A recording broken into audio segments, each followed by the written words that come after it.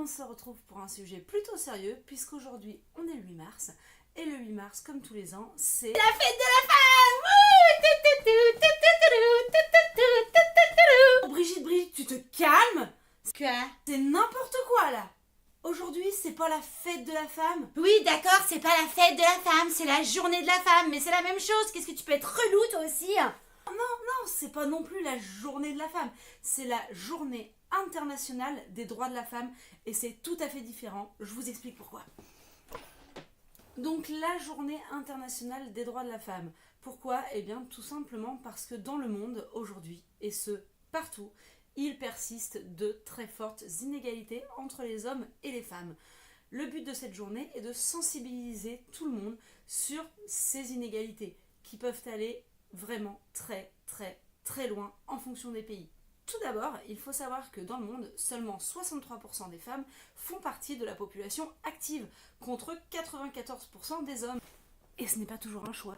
Parfois, c'est tout simplement interdit par le pays dans lequel les femmes habitent, ou alors réglementé en fonction du mari. Et si vous faites partie de ces 63% de femmes qui travaillent, sachez que selon Eurostat, un organisme de statistiques européen, votre taux horaire à travail et à compétences égales est en moyenne de 15,2% inférieur à celui d'un homme. À partir de ce chiffre, le collectif Les Glorieuses en a déduit que les femmes, en 2018, ont travaillé gratuitement à partir du 6 novembre 2018 à 15h35. Et peut-être que vous vous rendez à votre travail en conduisant votre voiture. Eh bien, sachez qu'en Arabie Saoudite, les femmes ont le droit de conduire depuis simplement le mois de juin 2018. Rendez-vous compte, le mois de juin 2018, c'était hier. Et les femmes en Arabie Saoudite n'avaient tout simplement pas le droit de conduire. Ce n'est qu'un exemple parmi tant d'autres des inégalités qui existent entre les femmes. Et c'est parfois beaucoup plus grave que ça. Dans le monde, 15 millions de petites filles sont déscolarisées, contre 10 millions chez les petits garçons. Cette différence est principalement due à des mariages forcés, des mariages précoces de petites filles mineures avec bien souvent des hommes majeurs, beaucoup plus âgés qu'elles. Des mariages qui leur ôtent toute liberté, qui leur ôtent entre autres la possibilité de s'instruire en allant à l'école. Dans de nombreux pays, l'IVG, c'est-à-dire l'interruption volontaire de grossesse, est très restreinte, voire totalement interdite par la loi, qui ôte aux femmes la liberté de disposer de leur corps, ce qui les pousse parfois à des avortements illégaux et très dangereux pour leur santé. Elles avortent au péril de leur vie parfois, même suite à un viol. Dans ces mêmes pays, certaines femmes ayant subi une fausse couche sont tout simplement jetées en prison. Elles sont soupçonnées d'avoir eu recours à un avortement illégal. Dans le monde, beaucoup trop de petites filles se font encore exciser de nos jours. L'excision est une mutilation génitale le plus souvent liée à des traditions culturelles archaïques. L'excision consiste le plus souvent en l'ablation du capuchon du clitoris, voire de la partie externe du clitoris dans son entièreté. Parce que si vous ne le savez pas encore, je vous rappelle que le clitoris, c'est comme un iceberg.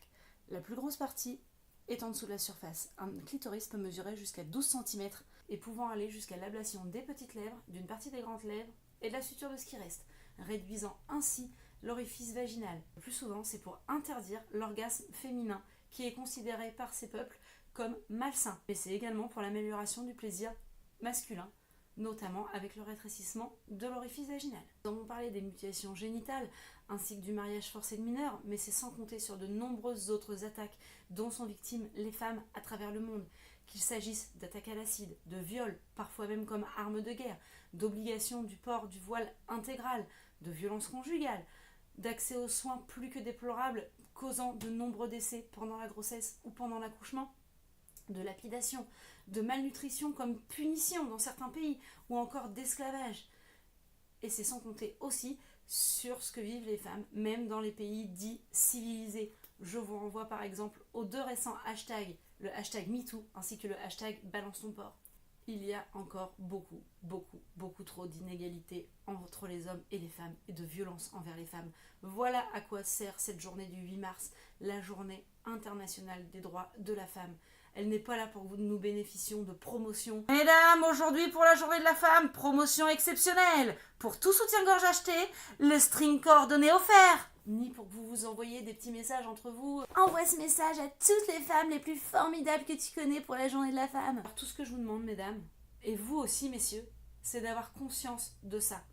d'avoir conscience de ce qu'est réellement la journée internationale des droits de la femme. En ce qui me concerne, je boycotte complètement les promotions spéciales Journée de la femme. Je trouve ça tout simplement scandaleux. Sur ces bonnes paroles, je vous souhaite une très bonne journée. Allez, je vous souhaite même une bonne journée de la femme, soyons fous! Mais surtout, prenez soin de vous. Prenez soin des personnes qui vous sont chères. Respectons-nous les uns les autres en tant qu'êtres humains. Bonne journée à tous.